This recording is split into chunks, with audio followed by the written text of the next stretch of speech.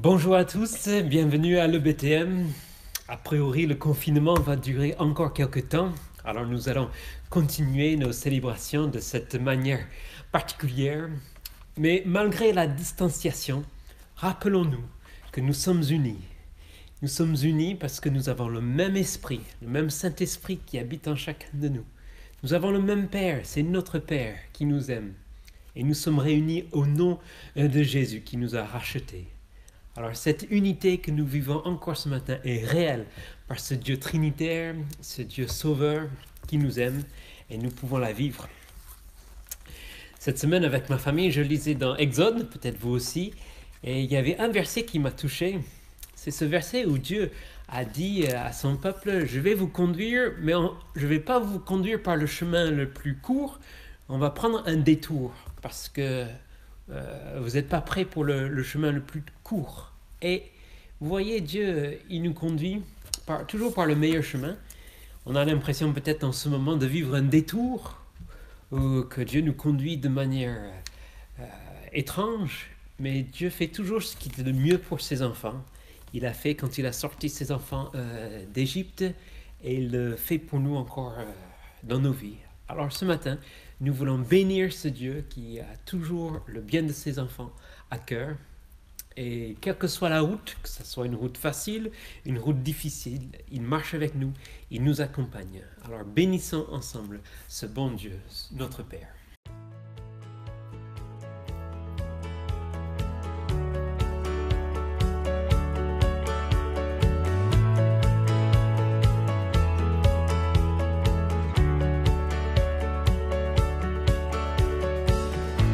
Béni soit ton nom, là où tu donnes l'abondance et déverses ta bienveillance. Béni soit ton nom, et béni soit ton nom, quand ma vie traverse un désert, quand je marche en terre inconnue. Béni soit ton nom. Tes bienfaits font naître en moi des chants de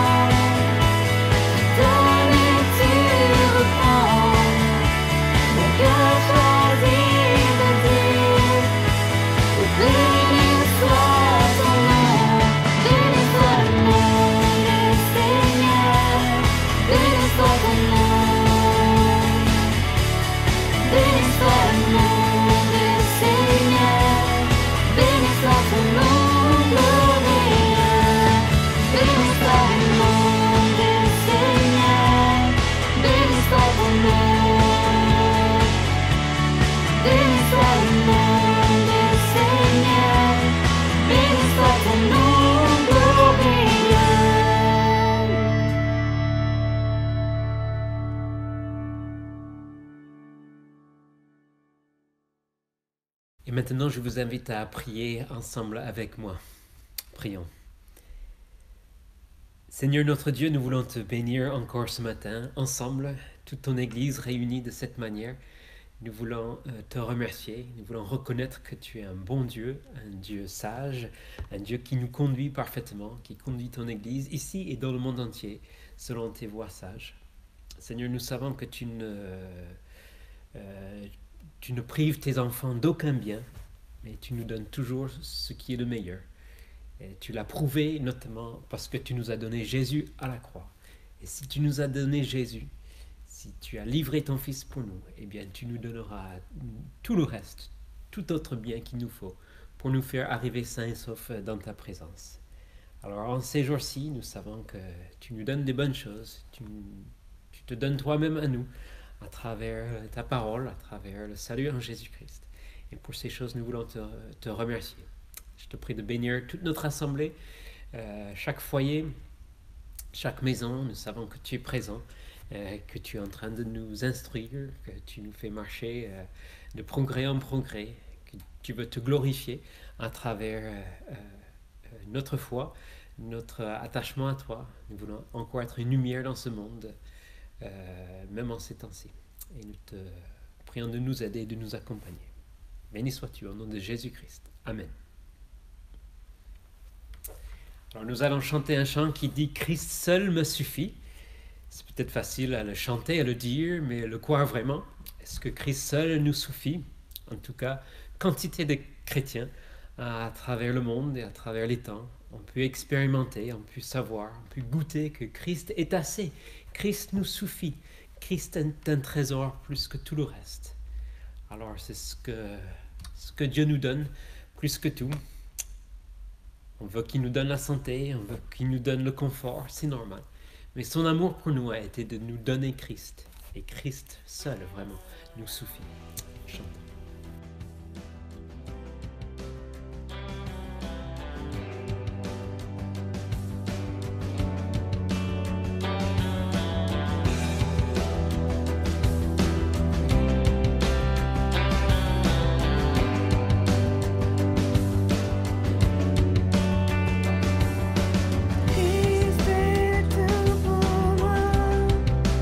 Il est ma récompense.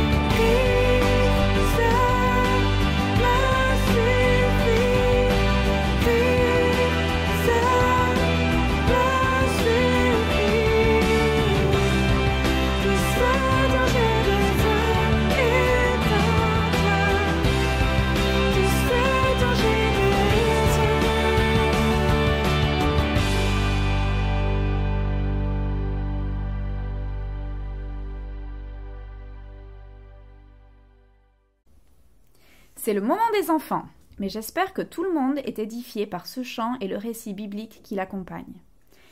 Alors les enfants, qui prend soin de vous? Ce sont vos parents, bien sûr. Quand vous avez besoin de quelque chose, c'est à eux que vous vous adressez, n'est-ce pas? Dieu est notre Père à tous, et nous pouvons lui apporter nos besoins par la prière. Vous vous souvenez de Anne, la maman de Samuel? C'est ce qu'elle a fait. Sa situation familiale n'était pas facile, et c'est à Dieu, son Père, qu'elle a ouvert son cœur.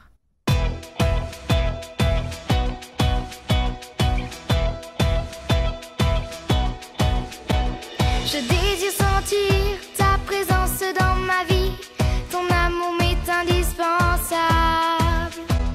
Je te dis tout, mes joies, mes problèmes, vraiment tout.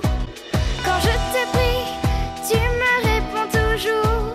Le cœur ouvert, tu me reçois. Tu m'aimes, tu le prouves. Chaque jour.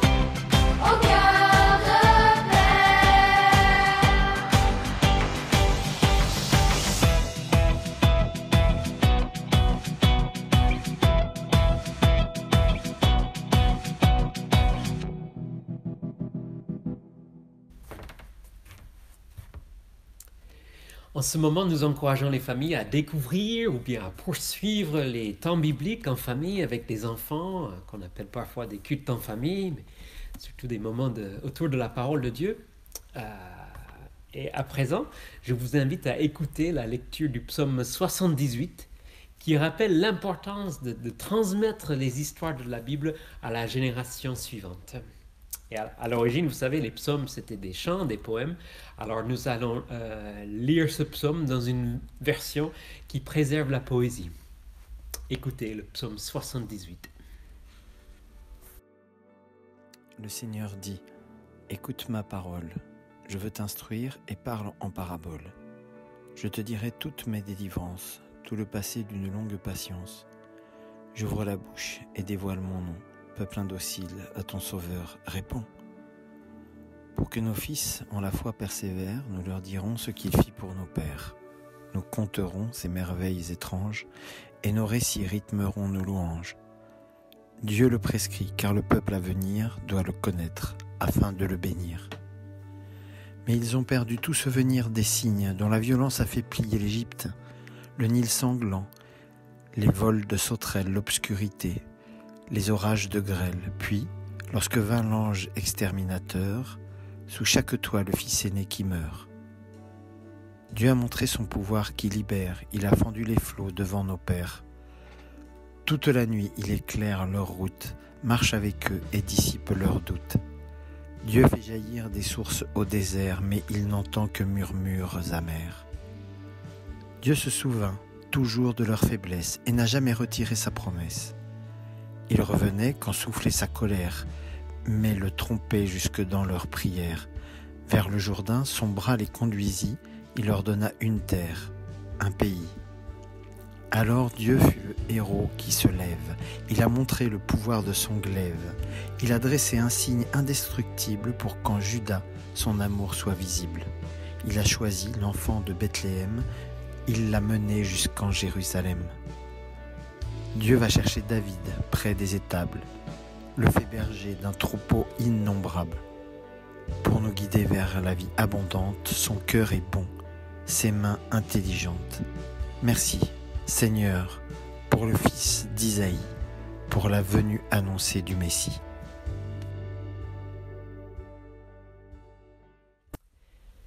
Merci Bertrand. Vous avez certainement vu comme certains enfants, ils aiment découvrir, ils aiment apprendre, ils aiment poser plein de questions. Et des fois, en grandissant, il nous arrive à perdre cette soif d'apprendre. Mais il faut la garder. Et nous sommes les enfants de Dieu, de notre Père, qui veut nous enseigner aussi. Alors chantons notre désir d'être enseignés par Dieu en toutes circonstances.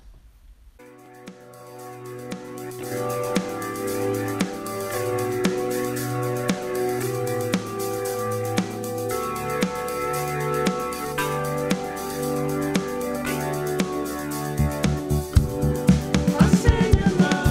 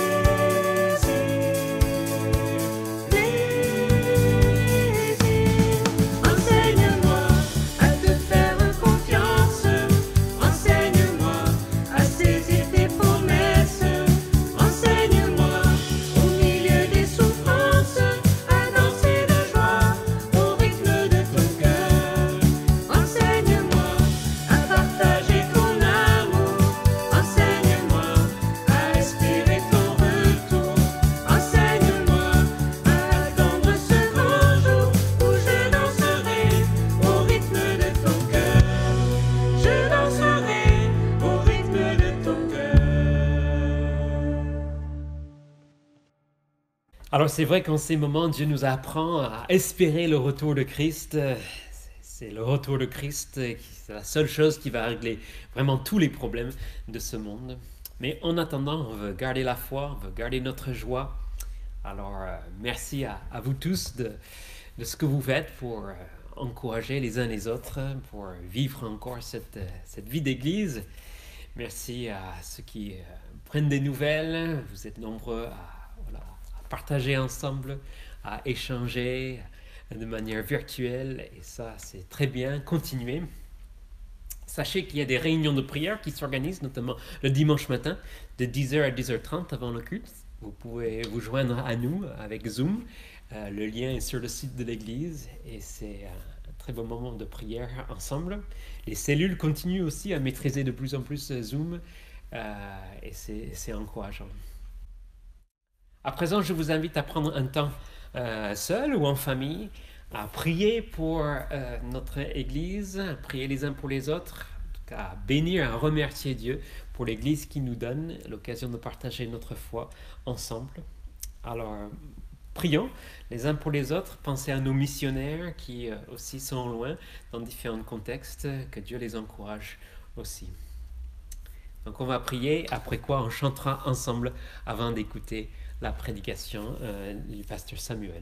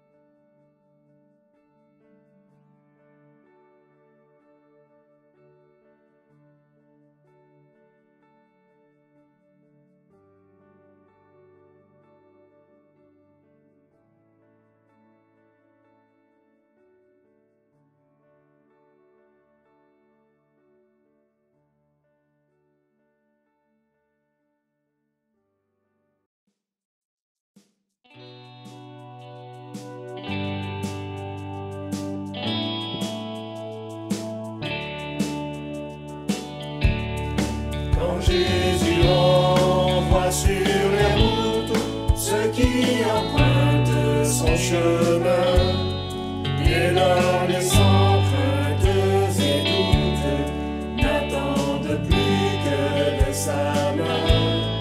Sa volonté, seule parfaite, devient refuge désormais. Peut-on manquer d'antique crainte, leur passé de s'y conformer, leur passé de s'y conformer. Tout ce qu'il fait est admirable, mon âme le reconnaît bien. Pour le servir comme à sa table, les meilleurs mets sont pour les siens. Tout ce qu'il fait est admirable, jamais on n'y manque de rien. Pourquoi tremper, la somme est sûre, pour qui doit aller au combat, sans soucier quand Christ assure qu'il veille sur tous ses soldats. Mon cœur ne soit pas en alerte, Christ est fidèle dans ses soins. De sa richesse grande ouverte, il pourvoit à tous tes besoins. Il pourvoit à tous tes besoins. Tout ce qu'il fait est admirable, mon âme le reconnaît bien. Pour le servir comme à sa table, les meilleurs mets sont pour les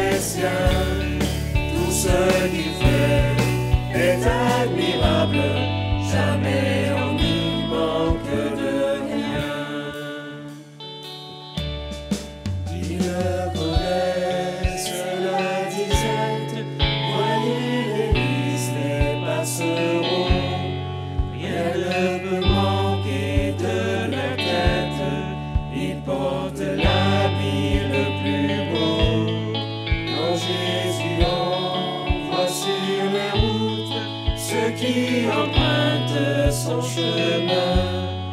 Et là, les sans craintes et doutes n'attendent plus que de sa main, n'attendent plus que de sa main. Tout ce qu'il fait est admirable, mon âme le reconnaît bien. Pour le servir comme à sa table, les meilleurs mets sont pour les siens. Tout ce qu'il fait est admirable, jamais on ne manque de rien.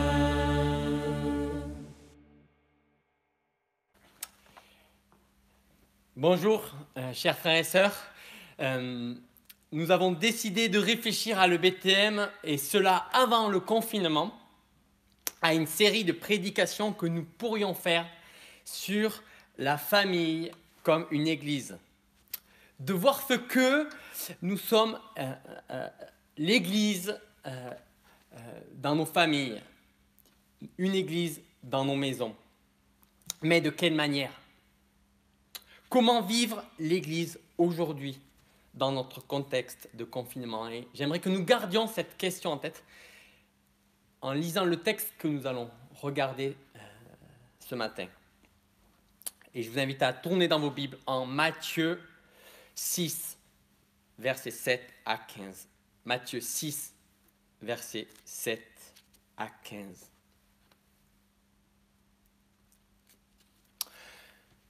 Dans vos prières, ne rabâchez pas des tas de paroles à la manière des païens.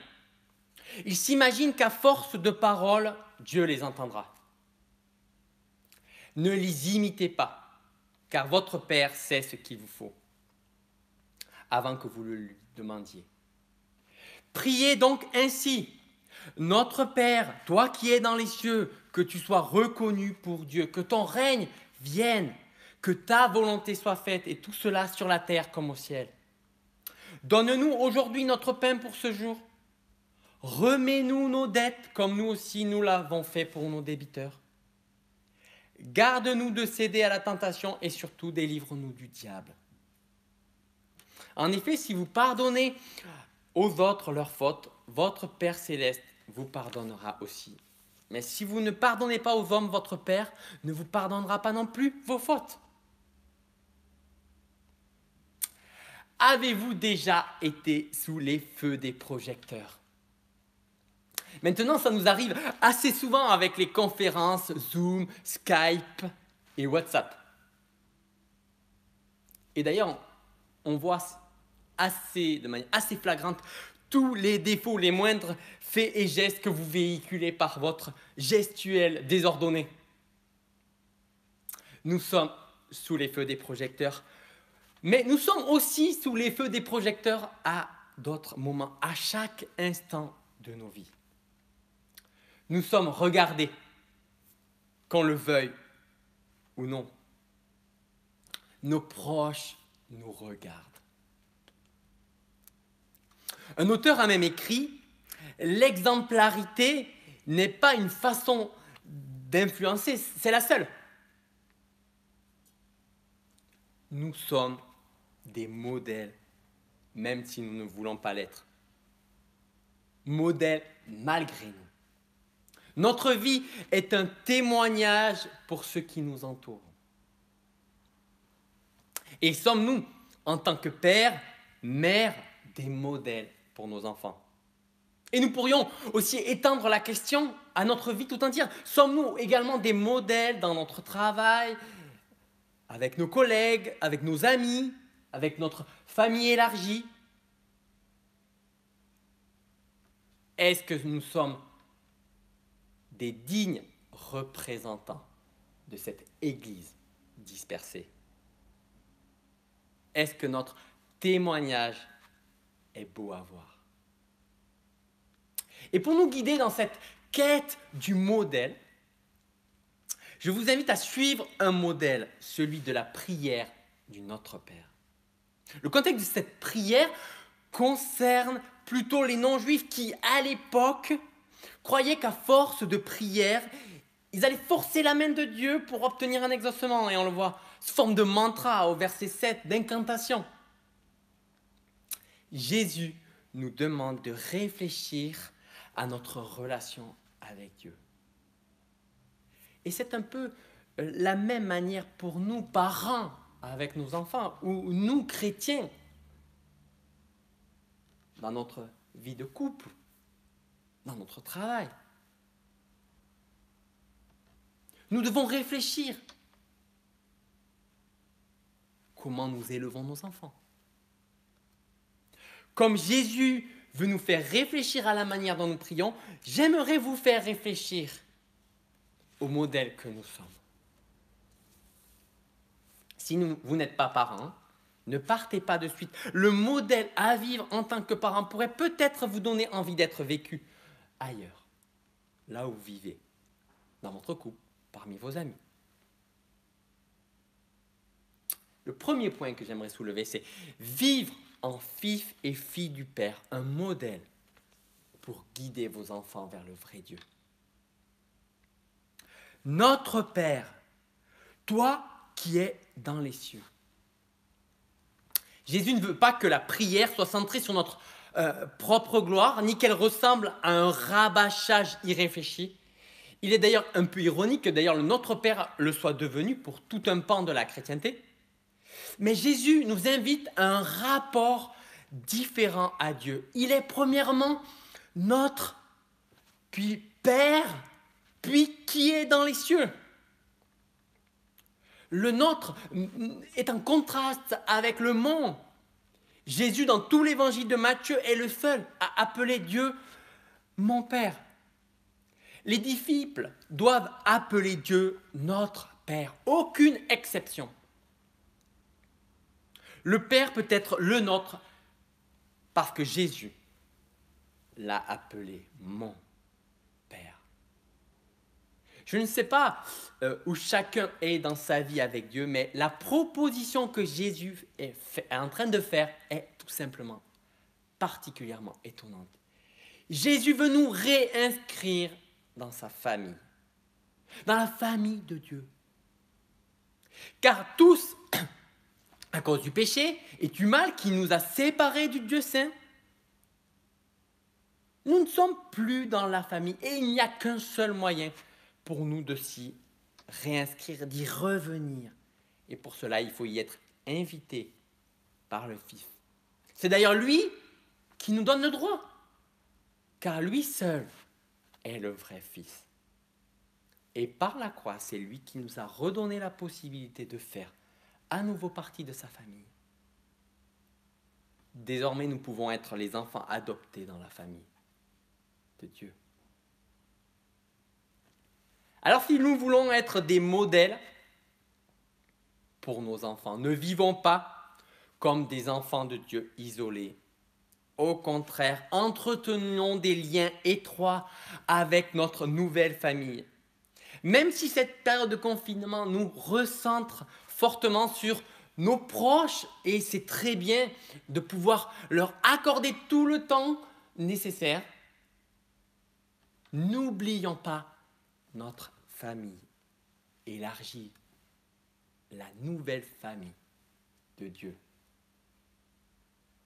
Mais notre Père, êtes-vous vous rendu compte une fois, après avoir prié, de vous demander ce que justement vous aviez prié? Une manière de nous rappeler que la prière n'est pas un truc, mais un cadre privilégié pour vivre une relation avec un Dieu personnel. Vivre avec Dieu pour Père, c'est vivre non pas une religion, mais une relation. Une relation qui nous rappelle toutes les caractéristiques de ce que devrait être un père pour son fils ou sa fille, plein d'amour, de joie, d'espérance, qui ne cherche pas son propre intérêt. Un amour qui sait corriger, un amour qui pardonne. Et nous ne l'avons peut-être pas vécu en tant qu'enfants, et il pourrait être difficile de voir Dieu comme son Père, comme un Père aimant. Mais voir Dieu comme Père, au fond, c'est chercher vraiment le vis-à-vis où il est vraiment. Peut-être que parfois, notre Dieu, au lieu d'être notre Père, est mis dans une boîte. Nous le rencontrons le dimanche dans un bâtiment, l'église, et nos enfants pourraient bien le voir comme un visiteur occasionnel. Cette période de confinement nous rappelle que Dieu n'est pas cela. Vivre cette relation avec notre Dieu, c'est donner à nos enfants la juste perspective de la foi. C'est leur donner la foi en un Dieu relationnel. C'est leur donner de la vie, du bonheur, de l'espérance. Le contraire d'une religion ritualisée qui n'a plus de vie. Mais notre Père est celui qui est aux cieux. Dieu n'est pas simplement notre Père, il est aussi celui qui est au ciel.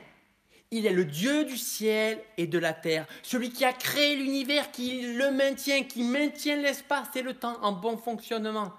L'univers tout entier est ordonné par sa puissance. Il est bon en ces temps de confinement de nous rappeler cela. Notre Dieu est au ciel. Il maîtrise tout l'univers. Et d'ailleurs, la seule garantie que nous avons de son amour, c'est justement sa toute-puissance. Donnons à nos proches ce goût pour la souveraineté de Dieu. Qu'ils puissent y puiser la sécurité et la confiance d'une relation qui sera absolument garantie, qui ne sera jamais déçue, qui ne verra jamais de fin.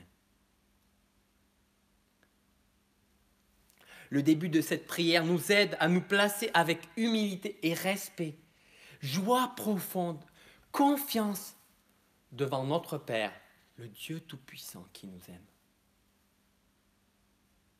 Cette vision de Dieu grandiose renverse l'ordre de nos préoccupations. Ainsi, nous sommes invités à revoir l'ordre des priorités et nous centrer d'abord sur la préoccupation de notre Dieu. Le deuxième point que j'aimerais relever, c'est que nous puissions vivre en fils et en filles du Père. Un modèle pour guider nos enfants, nos proches, vers la véritable grandeur. Que tu sois reconnu pour Dieu, que ton règne vienne, que ta volonté soit faite, et tout cela sur la terre comme au ciel. Jésus nous convie, après s'être placé en présence de ce Père Tout-Puissant, à regarder à ses désirs. Premièrement, pour que nous en soyons complètement imprégnés pour notre vie tout entière.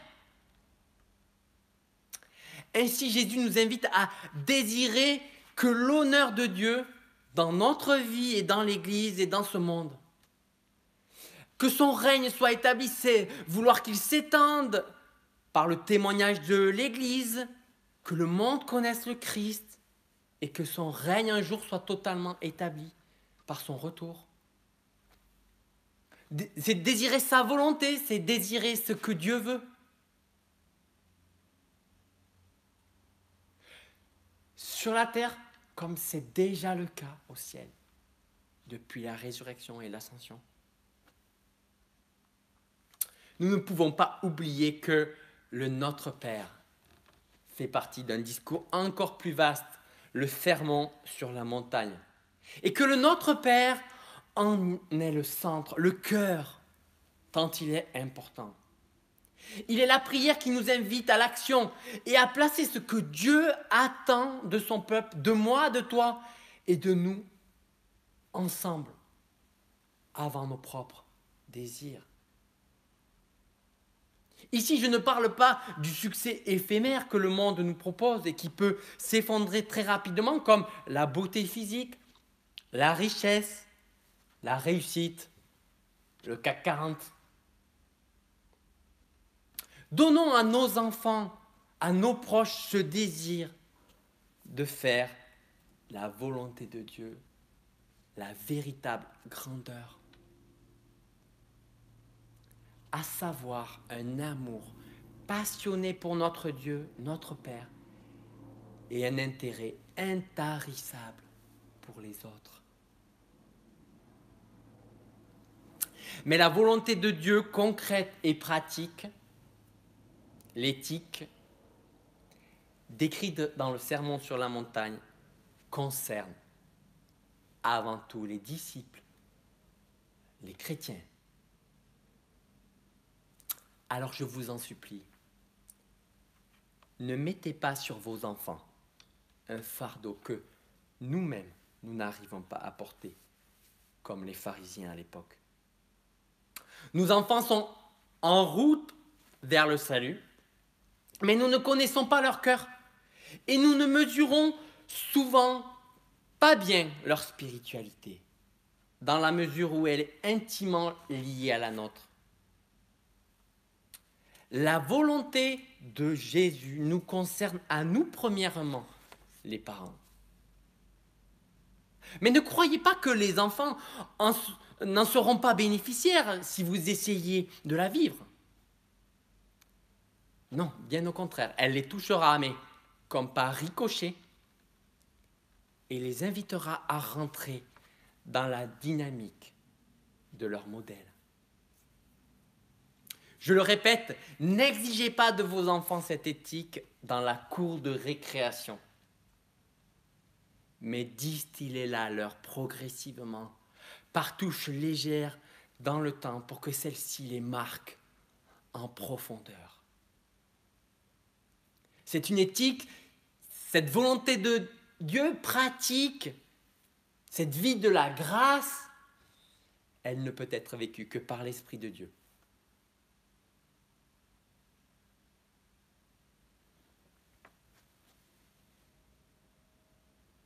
Que notre prière retrouve le chemin du désir de Dieu premièrement, pour que notre vie rayonne sur nos proches et nos enfants. Répéter cette prière mécaniquement, c'est tout simplement sans intérêt. Par contre, si elle est prise au sérieux, elle pourrait avoir un effet révolutionnaire.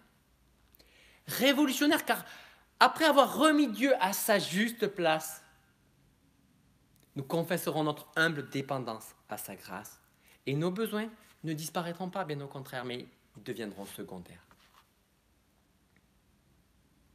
Le troisième point, c'est vivre en fils et filles du Père, un modèle de foi vivante.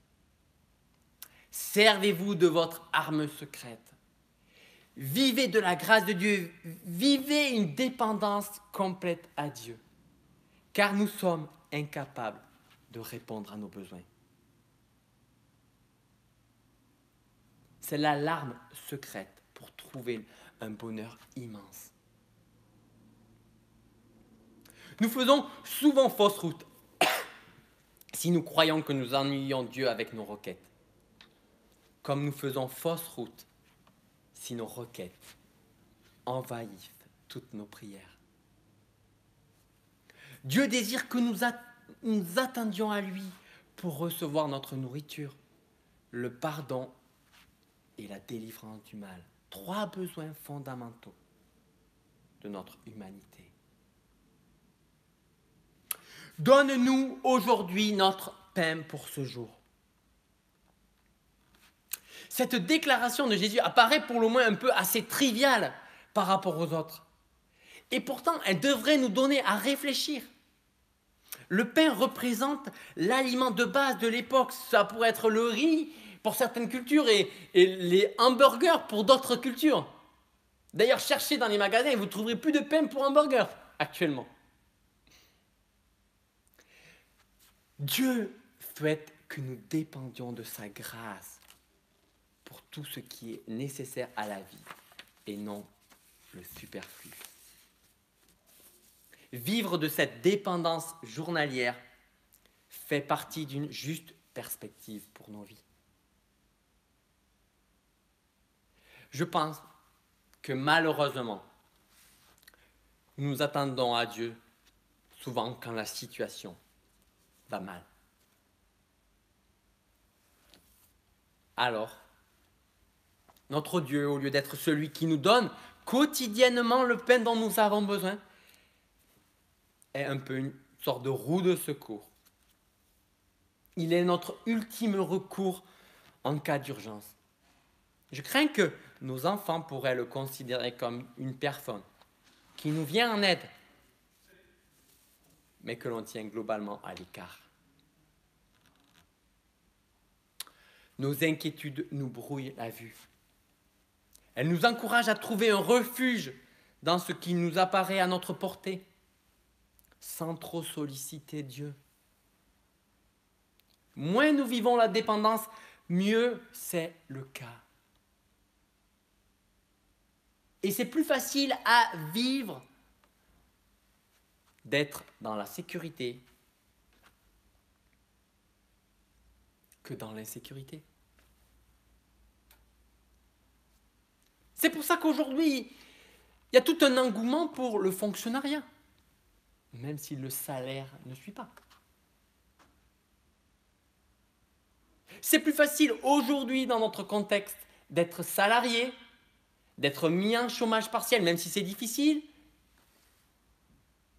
Mais c'est plus facile de recevoir 70% de son salaire. Et même si le licenciement est à la fin, vous aurez 2 ans de chômage. Pour certains chefs d'entreprise, dans peut-être 2 ou 3 mois, ils n'auront plus rien.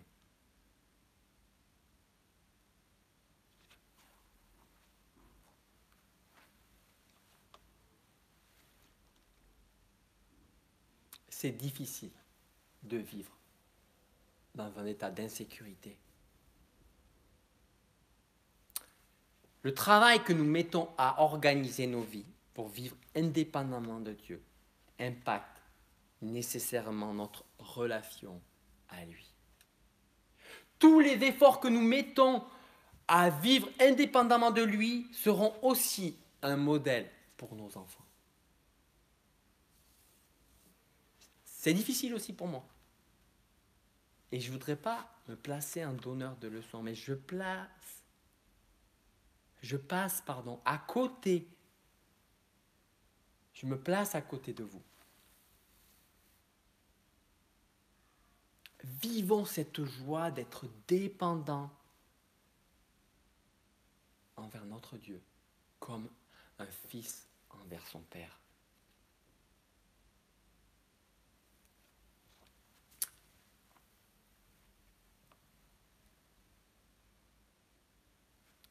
Mais vivre en fils et fille du Père peut être un modèle aussi de foi pour notre vie spirituelle.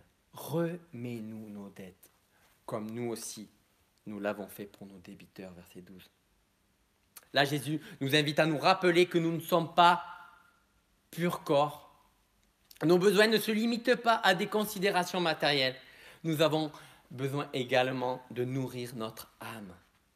Vivre du pardon est tout aussi indispensable à la vie de l'âme que la nourriture l'est pour le corps. Le péché est comparé à une dette et il mérite une punition.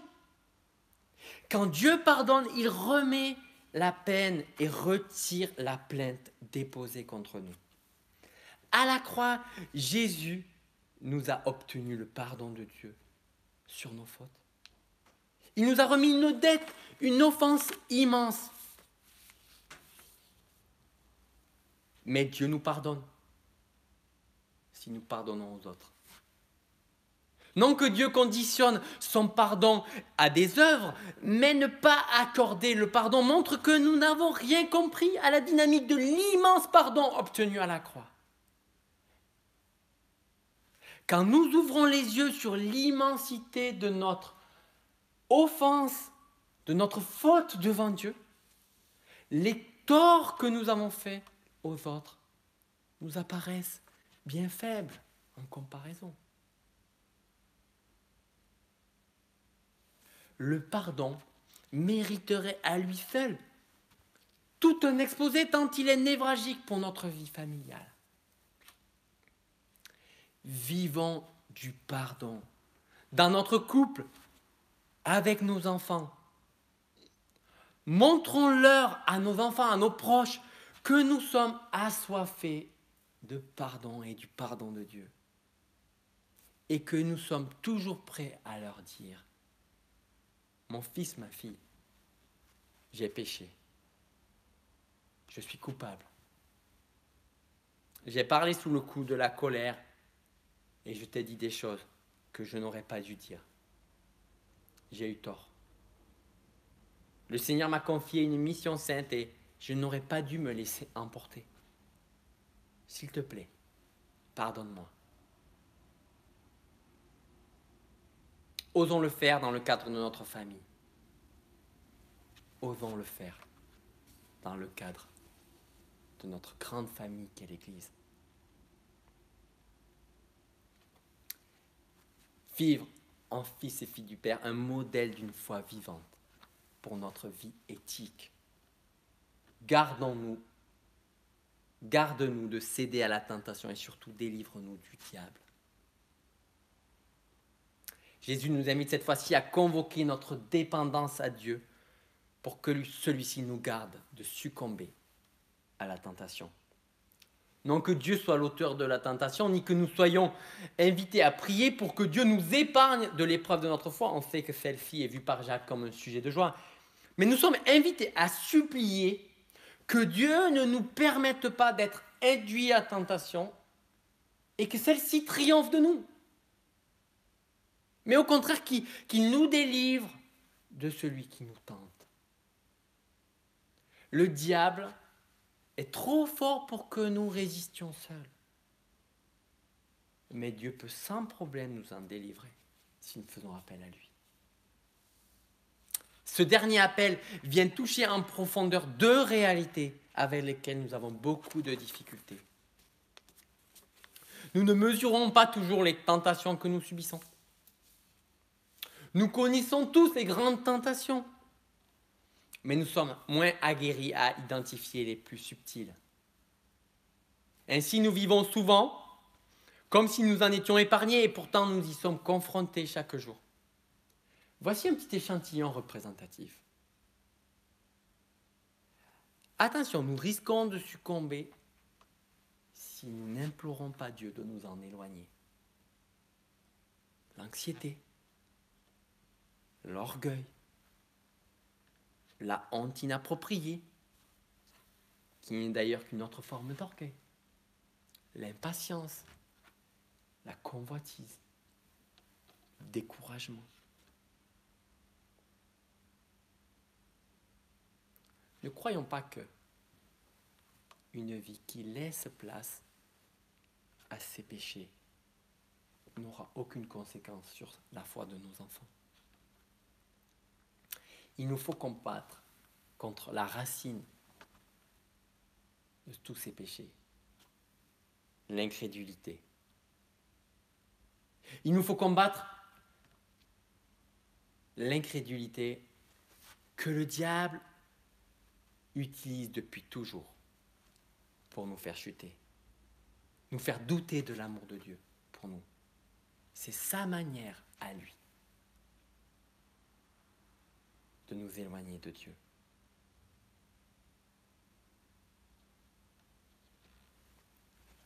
Malheureusement, il nous apparaît difficile de s'engager dans ce combat, car largement influencés par notre siècle, nous avons oublié, nous occidentaux, que le diable n'était pas seulement un déguisement avec une fourche. En réalité, nous vivons souvent comme s'il n'existait pas. C.S. Lewis, dans son ouvrage « Tactique du diable », nous montre avec finesse la manière avec laquelle il s'y prend avec nous. Ne le méprisons pas. Ne lui donnons pas une puissance qu'il n'a pas, notamment par rapport à Dieu. Mais je vous en supplie, n'ignorez pas sa présence, au point que vous en soyez à sa merci, comme d'un lion qui s'apprête à vous dévorer, nous dit un Pierre. Vivre en fils et filles du Père céleste est le meilleur modèle de vie pour nos proches. Le but principal de l'homme est alors de désirer ce que Dieu désire, en faisant sans cesse de lui sa joie. En se souciant de ses désirs, nous le plaçons à la première place. Et nos requêtes se placent à la juste place. En deuxième position. Dieu n'entend pas s'attacher à seulement des grandes tâches d'ordre cosmique, non. Il désire que nous vivions une dépendance totale pour nos besoins tant matériels, spirituels que moraux. J'aimerais vous lancer ce défi. En vivant cette prière, votre horizon changera et la révolution pourra s'opérer dans votre vie. Ne croyez pas que cela n'aura aucun impact sur vos enfants.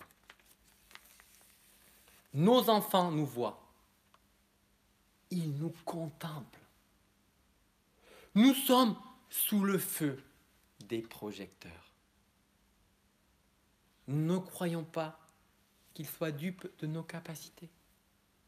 Ils nous connaissent trop bien.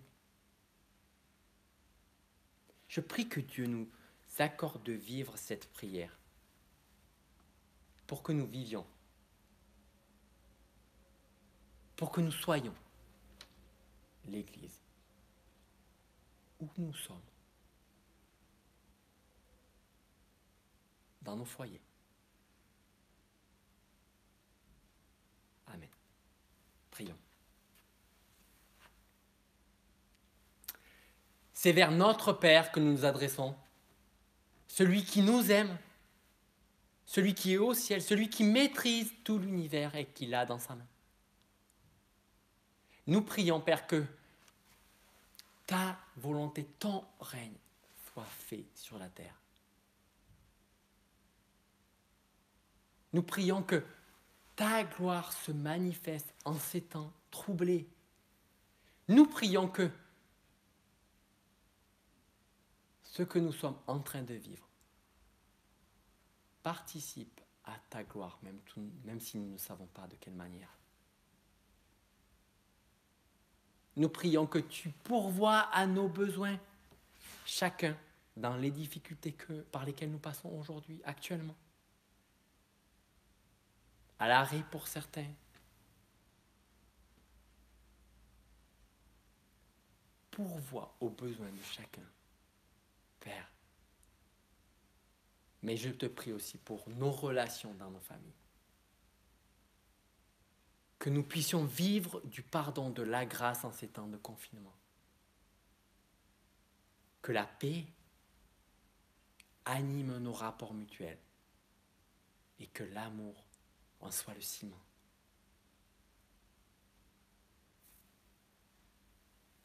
Je prie aussi que tu nous gardes de la tentation et que tu nous permettes d'en sortir. Donne-nous de veiller sur notre foi, sur notre relation avec toi. Aide-nous à être l'Église. Nous avons besoin de toi. Amen.